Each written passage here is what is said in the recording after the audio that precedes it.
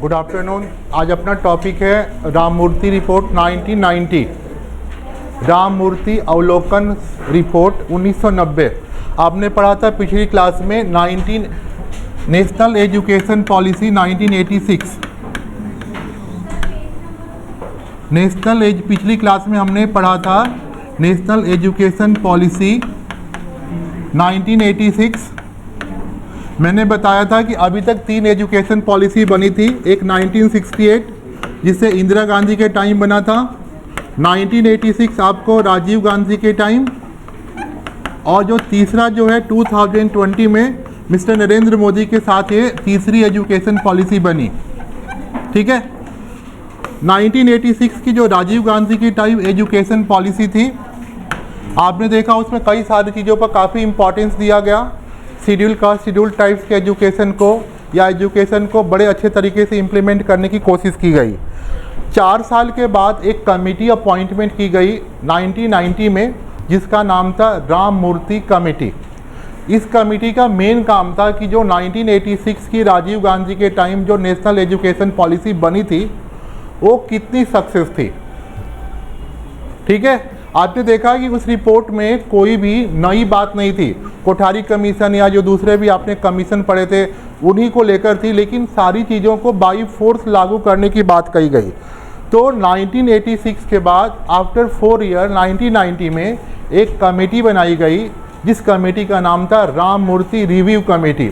Review का मतलब होता है रिव्यू करना कि जो चीज़ें हमने लागू किया, जो हमने इम्प्लीमेंट किया, उसका रिजल्ट कैसा है, आखिर वो सक्सेस क्यों नहीं है। एक्चुअली क्या होता है, बहुत सारी पॉलिसी बनाई जाती है, उनको इम्प्लीमेंट करने की कोशिश की जाती है, लेकिन कुछ ना कुछ वजह की वजह से वो पॉलिसी इम्प्लीमेंट नहीं होती।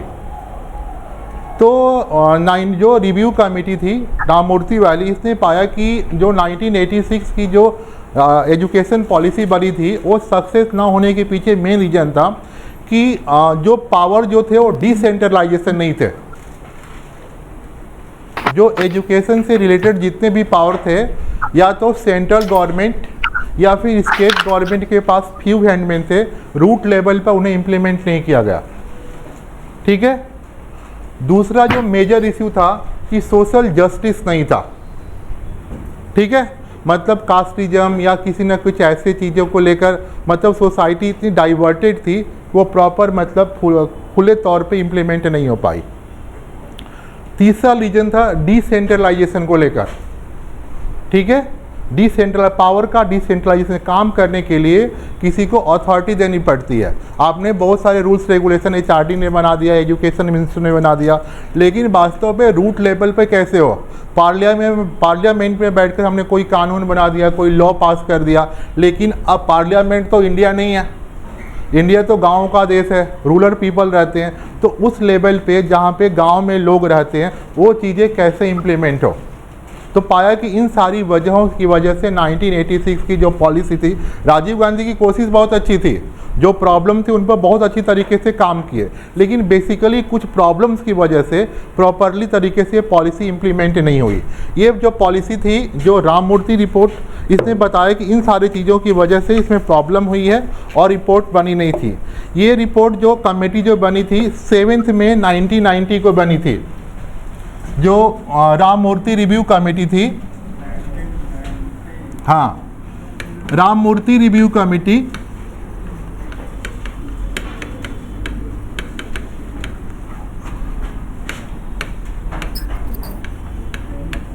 सेवेंथ में 1990 को बनी थी, और इसने आपको जाकर 26 दिसंबर को मिनिस्ट्री ऑफ HRD, मानव संसाधन मंत्रालय को, HRD मानव संसाधन मंत्रालय को अपना रिपोर्ट दिया, और इस रिपोर्ट को जो कमियां थी उसको रेक्टिफाई करके 9 जनवरी 1991 को इम्प्लीमेंट किया गया। नोट कीजिए, पार्लियामेंट ने 1986 की जो एजुकेशन पॉलिसी थी उसको रिव्यू करने के लिए कमेटी बनाई, जिसके चेयरपर्सन थे राममूर्ति, मिस्टर राममूर्ति, और एक स्कॉलर थे, एक एजुकेशनिस्ट थे। इनके अलावा इसमें 17 मेंबर और थे, 17 सदस्य इसके अंदर और थे, जो कोई ना कोई, कई सारे वाइस चांसलर थे, यूनिवर्सिटी के कुलपति थे, और भी पढ़े लिखे काफ़ी जो एजुकेशनिस्ट थे, शिक्षाविद थे। और इन अलग अलग पर्सन को अलग अलग तरह के काम सौंपे गए थे। किसी को वोकेशनलाइजेशन एजुकेशन को टेस्ट करना था, किसी को आपको जाकर शेड्यूल कास्ट शेड्यूल ट्राइब्स के एजुकेशन को देखना था, किसी को बैकवर्ड क्लास के एजुकेशन को देखना था। मतलब जितने भी मेंबर थे, एजुकेशन के जो डिफरेंट ऑर्गन्स होते हैं, सबकी जिम्मेदारी दी गई थी। ये चीज़ें आपकी बुक में नहीं लिखी गई है, आप लिख सकते हो। 17 जो मेंबर थे, सारे मेंबर को एजुकेशन से रिलेटेड अलग अलग पार्ट की जिम्मेदारी दी गई थी। ठीक है, किसी को बोला कि व्यावसायिक शिक्षा देखना है, किसी को शेड्यूल कास्ट शेड्यूल ट्राइब्स की शिक्षा को दिया था, किसी को हायर एजुकेशन, किसी को लोअर एजुकेशन। तो जितने भी मेंबर थे, सारे मेंबर्स को अपनी रिपोर्ट तैयार करने की गई, और सारे मेंबर्स अपने अपने एरिया में जाकर अपने अपने फील्ड में काम करके इन्होंने अपनी एक रिपोर्ट बनाई। और इस रिपोर्ट को इन्होंने 26 दिसंबर 1990 को मानव संसाधन मंत्रालय को, मिनिस्ट्री ऑफ HRD को अपनी रिपोर्ट दी। और रिपोर्ट में बताया कि 1986 की जो नेशनल एजुकेशन पॉलिसी थी वो किन वजहों से सक्सेस नहीं रही। ठीक है, तो मेन रीज़न था सक्सेस ना होने के लिए इक्वलाइजेशन, समानता नहीं थी। मेल फीमेल एजुकेशन को लेकर डिस्पैरिटी थी, अर्बन रूरल को डिस्पैरिटी थी। बेसिकली जो सारे जो फार्मूले बनते हैं ना अर्बन सोसाइटी को ध्यान में रख के, और इंडिया में केवल 30% जो पीपल होते हैं वो अर्बन एरिया में रहते हैं और 70% रूरल एरिया में रहते हैं। तो जब तक कोई भी अगर सक्सेस करना चाहते हो, जब तक रूट लेवल पे काम नहीं करोगे, तब तक कोई चीज़ सक्सेस नहीं होगी। ठीक है, दूसरी जो मेन प्रॉब्लम थी डिसेंट्रलाइजेशन की। ठीक है, कि मतलब पावर सबको दी, जैसे मान लो अथॉरिटी एंड रिस्पॉन्सिबिलिटी होती है ना, अगर मैंने आपको कोई काम करने के लिए बोला तो आपको उसको काम करने के लिए आपको पावर भी देना चाहिए, तब आप काम को परफॉर्म कर पाएंगे, नहीं तो काम को परफॉर्म नहीं करने पाएंगे। तो जो पावर थे ब्यूरोक्रेट्स के पास थे, लेकिन स्कूल लेवल पे, रूट लेवल पर उनको कैसे लागू किया जाए, इस बात को लेकर काफ़ी इशू थी। ठीक है, तो इस रिपोर्ट ने, अपनी कमेटी ने सारी रिपोर्ट तैयार करके 26 दिसंबर 1990 को राममूर्ति कमेटी ने अपनी मिनिस्ट्री ऑफ HRD को, मानव संसाधन मंत्रालय को अपना रिपोर्ट दिया। और रिपोर्ट को फिर उसने जज करके गवर्नमेंट ने पार्लियामेंट में पास करके 9 जनवरी 1991 को इसको इम्प्लीमेंट किया, लागू किया। अब देखिए इसके कौन कौन से रिकमेंडेशन थे, क्या क्या इसके सुझाव थे, क्या क्या सजेशन थे। सजेशन ऑफ राममूर्ति कमेटी,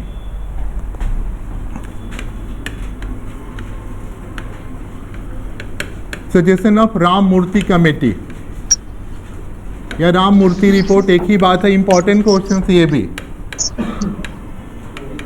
अभी जानते हो ये जितने भी अभी CTET के या जो दूसरे पेपर्स होते हैं, ये सारे पेपर इन्हीं से आते हैं। एक लड़की यहाँ से, अभी आपको यकीन नहीं होगा, 150 में से 133 नंबर स्कोर किया है। बहुत बड़ी बात होती है। मतलब पूरे इंडिया में 14 लाख बच्चे बैठे थे और 2 लाख बच्चे पास हैं। ठीक है, आप CTET का रिपोर्ट देखोगे, आप भी भर सकते हो। अब जो फॉर्म निकलेगा इसके लिए आप लोग भी एलिजिबल हो, उसमें आप भी अप्लाई कर सकते हो। तो ये जो डेटा है जो आप पढ़ रहे हो, ये इस तरह के भी क्वेश्चंस आते हैं। 50% क्वेश्चंस आपको सब्जेक्ट बेस्ड होंगे और 50% जो क्वेश्चन होंगे CTET में आपको पैडागोजी बेस्ड होंगे। मतलब पैडागोजी कैसे अप्लाई करते हैं, तो इन सारी डेटा के बेस पे ही बनता है। तो जितना आप ध्यान दोगे आपको उतना अच्छा आउटपुट मिलेगा। ठीक है, तो ये जो छोटे मोटे रिपोर्ट्स हैं, कौन सी रिपोर्ट कब बनी, इसके चेयरपर्सन कौन थे, कितने मेंबर्स थे, इस तरह के क्वेश्चंस आपको पूछे जाते हैं। आपकी लाइफ में बुक नंबर 1, 2, 3, अगर वास्तव में एजुकेशन फील्ड में सक्सेस होना चाहते हो, ये तीनों बुक आपके लाइफ के लिए टर्निंग पॉइंट प्रूफ होंगी, और आपने ढंग से पढ़ा तो। नहीं तो डिग्री केवल अलमीरा में रह जाएगी, फाइलों में रह जाएगी। रियल लाइफ में यूज करना चाहते हो तो आपको मतलब फोकस करना होगा। पिछली क्लास में भी मैंने बताया था कि एजुकेशन पे जो हम पैसे खर्च करते हैं वो एक्सपेंडिचर नहीं होता, वो इन्वेस्टमेंट होता है और रिटर्न मिलता है। आप मेहनत करो जम के, और फर्स्ट टाइम में आपने CTET क्वालिफाई करना है। अपने यहाँ से 40-50 बच्चे बैठे थे, लगभग 30-35 बच्चों ने क्वालिफाई कर लिया है। बहुत बड़ी बात होती है। तो पढ़ने वाले बच्चे बहुत हैं, मतलब यूनिवर्सिटी के रिजल्ट समझोगे कि 88%, 90%, मतलब MDU के टॉपर हमारे यहाँ से होते हैं, आप सबके बीच के होते हैं।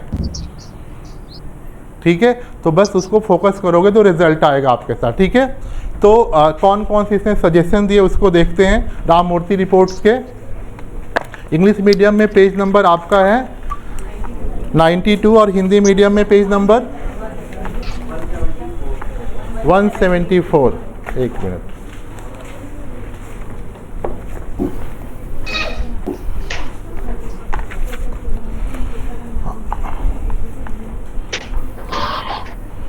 सबसे अच्छा इसका पॉइंट था, जो सबसे मेन पॉइंट था, review of NPE 1986, review of NPE national policy of education 1986। इसने सबसे पहला सजेशन किया कि अगर कोई भी पॉलिसी इंप्लीमेंट करना चाहते हो या कुछ करना चाहते हो तो 1986 की पॉलिसी को रिव्यू करके कुछ करो। ठीक है, जैसे मान लो सोशल जस्टिस मेन इशू था उन दिनों कि इसमें देखा कि इसमें जो रिव्यू में सोशल जस्टिस पे ज़्यादा ध्यान नहीं दिया गया। सोशल जस्टिस दूसरे जिसके अंदर मेन प्रॉब्लम थी डिसेंट्रलाइजेशन। डिसेंट्रलाइजेशन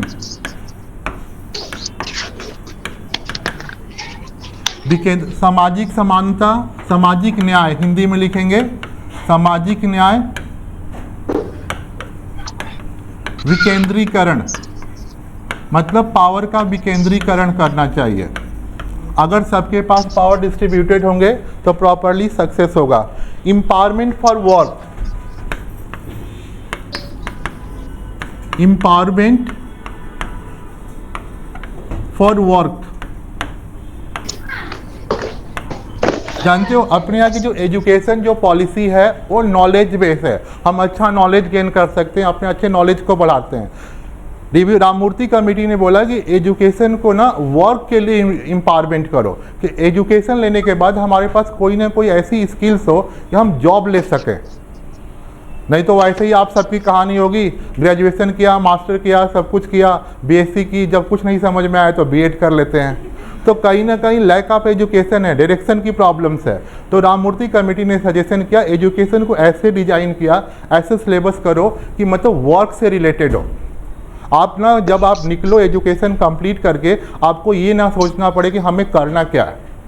आपके पास एक हो टारगेट कि इसको करके हम लाइवलीहुड को या जीवन को चला सकते हैं। इन सारी बातों पर ध्यान देने की कोशिश की, मतलब सिलेबस कैरिकुलम को इस तरह से डिजाइन की जाए कि आफ्टर द एजुकेशन कोई जॉबलेस नहीं हो, कुछ ना कुछ तो सबको करना हो। जब बीटेक वाले बच्चे B.Ed करने के लिए आते हैं, दूसरे स्ट्रीम वाले बच्चे, सोचो कितनी ये जो एम्प्लॉयमेंट की प्रॉब्लम है। कुछ जब सोचा हो किसी ने बीटेक में या किस तरह के कोर्स में एडमिशन्स लिया होगा तो सोचा कि हमें क्या करना है। जब वहाँ पर उसे जगह नहीं मिली तब तो इस फील्ड में आया। तो अभी भी वो है सजेशन, सारी चीज़ें बहुत है, लाइफ स्किल्स बहुत अच्छी बढ़ती है, नॉलेज बहुत अच्छा है। US UK सबसे ज़्यादा नॉलेज रहता है, मैन पावर ब्रेन पावर बहुत ज़्यादा है, लेकिन इम्प्लीमेंट करने के लिए जगह भी तो चाहिए, इम्प्लीमेंटेशन ही नहीं है। तो इन्होंने बोला कि एजुकेशन को कुछ इस तरह से डिजाइन किया जाए कि लोगों के पास जॉब मिले। दूसरा चीज़ है basic life skills. Point number 2 है बेसिक लाइफ स्किल्स।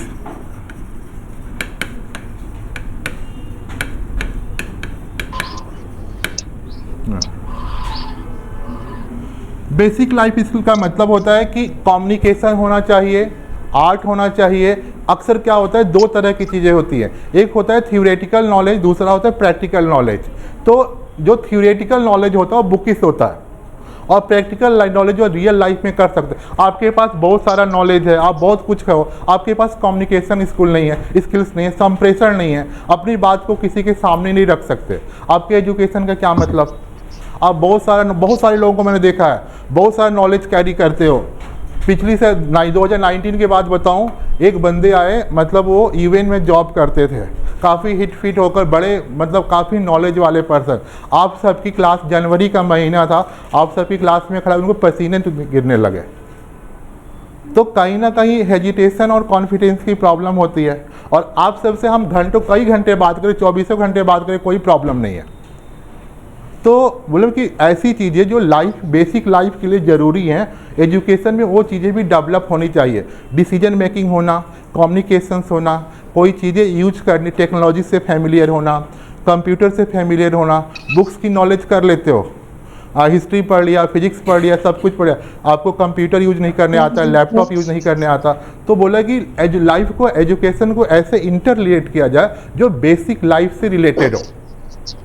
आज किसी भी सब्जेक्ट के आप टीचर बनोगे, must be computer familiar with the computer knowledge, आपको पीपीटी बनाना आना चाहिए, प्रोजेक्ट बनाना आना चाहिए, ये सारी चीज़ें कंपलसरी होती हैं।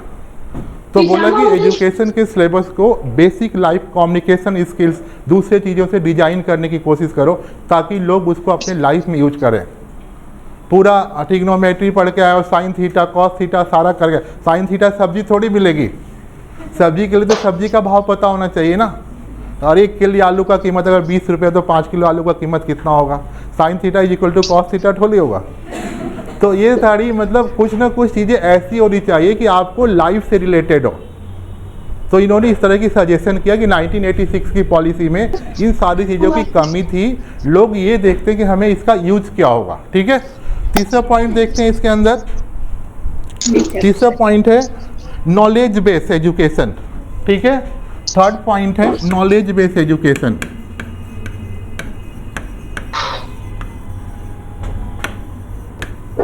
ठीक है,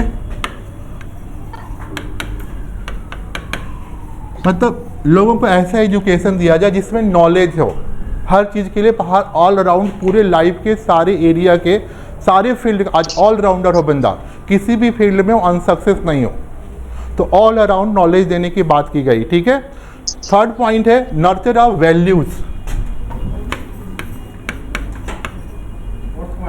हाँ सॉरी, फोर्थ पॉइंट, कोई बात नहीं, पॉइंट तो आप लोग ऊपर नीचे कर ही लोगे। Nurture of values,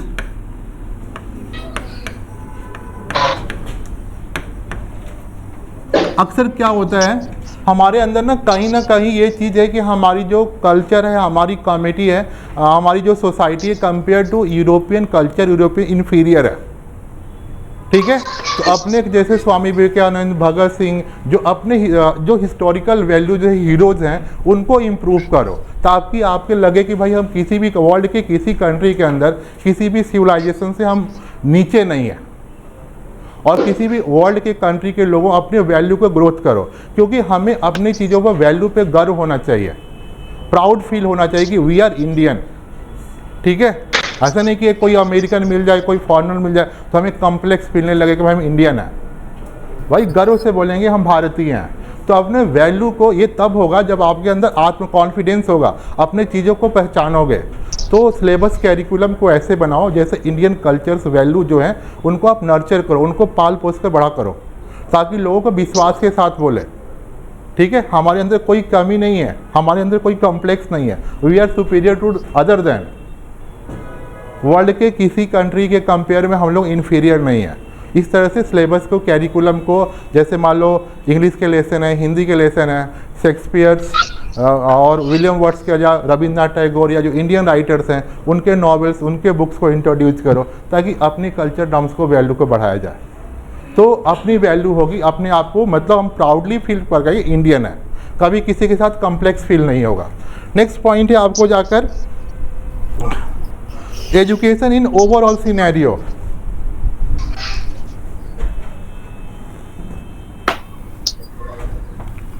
fifth point, education in overall.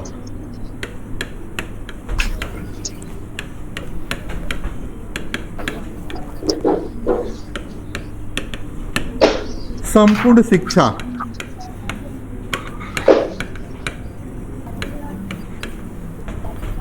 संपूर्ण शिक्षा में physical, mental and moral, physical, mental and moral, शारीरिक शिक्षा, मानसिक शिक्षा और नैतिक शिक्षा, नैतिक शिक्षा, ऐसा एजुकेशन अक्सर कभी कभी क्या होता है ना कि हम जो एजुकेशन तो ले लेते हैं लेकिन मोरली कहीं ना कहीं डाउन हो जाते हैं, हम बड़ों का रिस्पेक्ट करना छोड़ देते हैं। कभी कभी ऐसा ईगो हो जाता है कि लगता है कि हमने बहुत ज़्यादा पढ़ लिया है, दूसरे को मान लो हमारे पेरेंट्स हमारे ग्रैंड पेरेंट्स कम पढ़े लिखे होते हैं तो उनको हम इग्नोर करने लगते हैं। तो ऐसी चीज़ें नहीं होनी चाहिए। तो मोरल वैल्यू भी डेवलपमेंट होनी चाहिए ताकि हम एक दूसरे को रेस्पेक्ट दें, अपनी अपनी जो सोसाइटी के कल्चर और नॉर्म्स बने हुए हैं उसको मान कर रखें।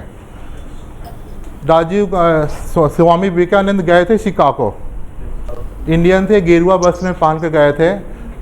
उपस्थित बहनों और भाइयों, जैसे बोलना शुरू किया शिकागो जैसे कंट्री में, अमेरिका में, तालियां बजने लगी। कहीं ना कहीं ऐसी चीज़ें, ऐसी लाइनें हो जो आपस में एक दूसरे के साथ बॉन्डिंग हो, एक दूसरे को जोड़ कर रखें। तो अक्सर क्या होता है कि आज की एजुकेशन है आपको नॉलेज तो गेन कराती है लेकिन कहीं ना कहीं मतलब आपके साथ सोशलाइज कम होते हो। तो सोशलाइज होना, वैल्यू को बना कर रखना ये काफ़ी कंपल्सरी है और ये इंडिया में ही होता है। ठीक है, अपने पेरेंट्स को केयर नहीं करना, दूसरे के साथ अपनी जो रिस्पॉन्सिबिलिटी उनको इग्नोर करना, तो कहीं ना कहीं इन चीज़ों पे नहीं होनी चाहिए।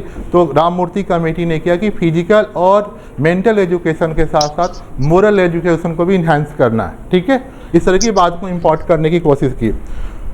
उसके बाद देखो development of common school system.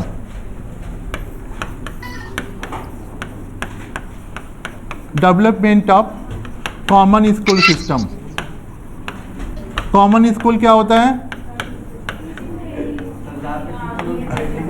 नहीं, लेकिन यहाँ पर बात दूसरी है, इसलिए मैंने पूछा। उस रिपोर्ट में कॉमन स्कूल का मतलब था जहाँ पर टीचर्स की ट्रेनिंग होती है।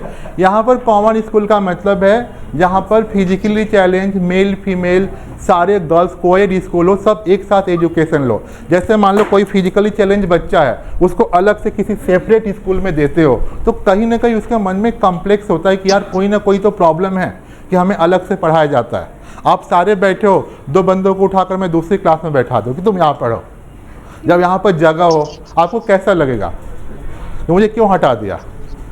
ठीक है, तो उसने सजेस्ट किया कि जो ऐसे जो बच्चे हों जो फिजिकली चैलेंज होते हैं, इनके साथ कुछ ना कुछ प्रॉब्लम होता है, तो कुछ ऐसा सिस्टम जनरेट किया जाए कि कॉमन बच्चों के साथ उनके साथ उनको किया जाए, एजुकेशन दिया जाए। दूसरी बात, कोएड एजुकेशन को प्रमोट किया। ठीक है, जहाँ पर गर्ल्स स्कूल्स होते हैं या कि केवल बॉयज़ स्कूल होते हैं तो दोनों को लेकर बड़ी प्रॉब्लम होती है, गर्ल्स क्या हो या बॉयज़ क्या है। ठीक है, तो कहीं ना कहीं दोनों को लेकर साइकोलॉजी में बड़ा अंतर होता है और जो सारी जो खेल है ना साइकोलॉजी का ही है। ठीक है, और थिंकिंग भी साइकोलॉजी के साथ है। ठीक है, देखो मदर, सिस्टर, वाइफ, गर्लफ्रेंड सब गर्ल फीमेल होती है, लेकिन सबके साथ आपकी एक अलग अलग साइकोलॉजी होती है, अलग अलग थिंकिंग होती है। तो राममूर्ति कमेटी ने बताया कि अगर कोएड एजुकेशन में क्या होता है कि गर्ल्स बॉयज की साइकोलॉजी सिमिलर होती है, जो डिफ्रेंसिएशन होता है वो ख़त्म हो जाएगी। तो इसने इसको प्रमोट करने की कोशिश की, कॉमन स्कूल सिस्टम, जिसमें फिजिकली चैलेंज बच्चे मेल फीमेल सबको, गर्ल्स बॉयज को एक साथ एजुकेशन को प्रमोट किया जाए। ठीक है, नेक्स्ट पॉइंट देखो, regional language in medium of education. 7-8 point लिखेंगे, ज़्यादा लिखने की जब 8 नंबर का क्वेश्चन आता है। Regional language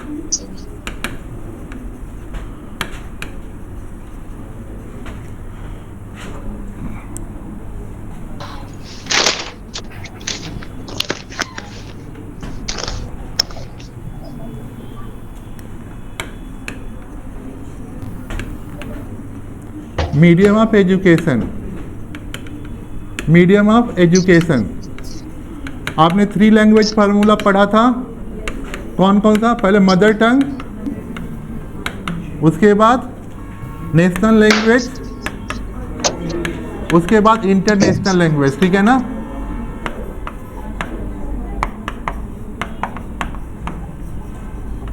international language. तो राममूर्ति कमेटी ने किया कि जो देशीय भाषाएं या जो क्षेत्रीय भाषाएं, रीजनल लैंग्वेज, जो बेसिक एजुकेशन है अप टू 10th तक एजुकेशन को आप जो रीजनल लैंग्वेज हो, जो जहाँ पर जैसे पंजाब में पंजाबी बोली जाती है, बंगाल में बंगाली बोली जाती है, तो उस लैंग्वेज को प्रमोट करके एजुकेशन दो। नहीं बच्चे, पहले था, कोठारी कमीशन में था। 3 लैंग्वेज फार्मूला 1964 में कोठारी कमीशन ने दिया था कि सबसे पहले आपको मदर टंग में बेसिक एजुकेशन मदर टंग में होनी चाहिए, उसके बाद जब सीनियर एजुकेशन देते हो सेकेंडरी एजुकेशन तो मदर टंग और नेशनल लैंग्वेज हिंदी होनी चाहिए, उसके साथ में तीसरी लैंग्वेज इंटरनेशनल लैंग्वेज इंग्लिश को भी पढ़ सकते हैं। लेकिन इसने सजेस्ट किया कि अगर मान लो एजुकेशन को अगर रीजनल लैंग्वेज दोगे, क्षेत्रीय भाषाओं में दोगे, तो क्षेत्रीय भाषा में बोलने में लोग कंफर्टेबल होते हैं। पंजाब में पंजाबी बोलना, बंगाल में बंगाली बोलना, महाराष्ट्र में मराठी बोलना वहाँ के लोगों के लिए कंफर्टेबल है। तो इसमें अगर एजुकेशन को दोगे तो एजुकेशन इजीली स्प्रेड होगी, आसानी से फैल जाएगी। दूसरे लैंग्वेज को लेकर करना थोड़ा मुश्किल होता है, ठीक है। इस तरह की उसने सजेशन किया। ये सारी जो वजह ही थी जिसके वजह से 1986 की एजुकेशन पॉलिसी में थोड़ी प्रॉब्लम हो गई थी, जिससे सक्सेस नहीं हो पाई। उसके बाद देखो empowering people for work, next point है empowering people for work. 7th point होगा शायद, empowering people for work.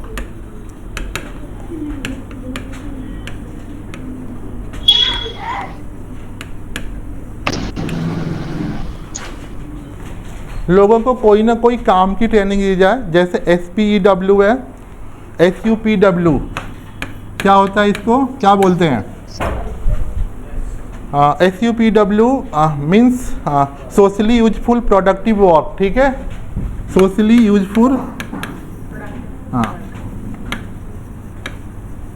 Productive work. इस तरह से लोगों को जॉब के साथ कोई ना कोई ट्रेनिंग दिया जाए कि कोई ना कोई काम कर सके। उसके बाद नेक्स्ट पॉइंट है आपको एग्जामिनेशन रिफॉर्म। मेन जो प्रॉब्लम थी एग्जामिनेशन सिस्टम को लेकर थी, तो एग्जामिनेशन रिफॉर्म करने की बात कही गई।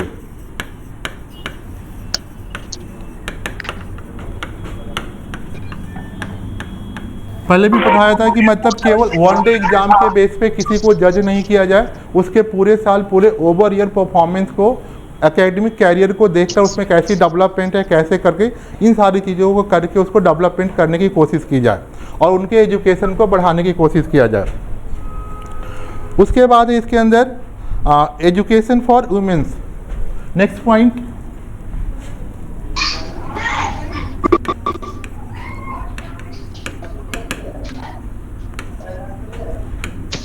महिला शिक्षा।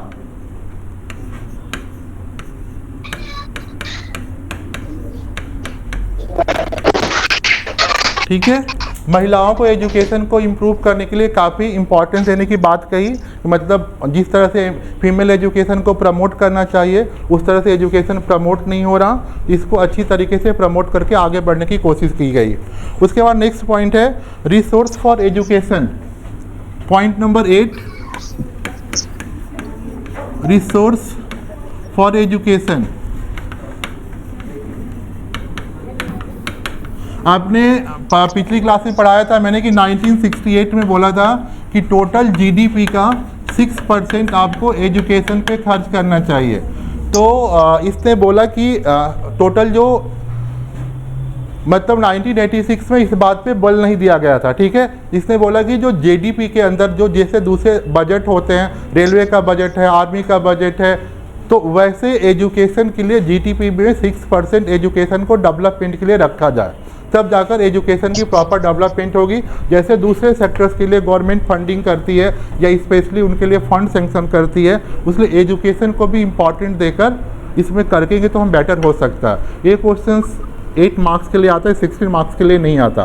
तो इसमें इंट्रोडक्शन देंगे, रिव्यू कमेटी बताएंगे कि 1986 के नेशनल एजुकेशन कमेटी को रिव्यू करने के लिए आफ्टर 4 ईयर्स बनी थी, 17 मेंबर्स थे और इन्होंने अपनी रिपोर्ट जो है पार्लियामेंट को दी, जो 9 अगस्त 1991 को इम्प्लीमेंट हुई। और इसके 8-10 पॉइंट ऐसे बनाकर फिर बाद में अपने कंक्लूजन के साथ इसको हम कंप्लीट कर सकते हैं। शॉर्ट में बहुत अच्छा आंसर है, इसको कंप्लीट कर सकते हो आप लोग, ठीक है। एनीथिंग मोर, जा सकते हैं आप लोग।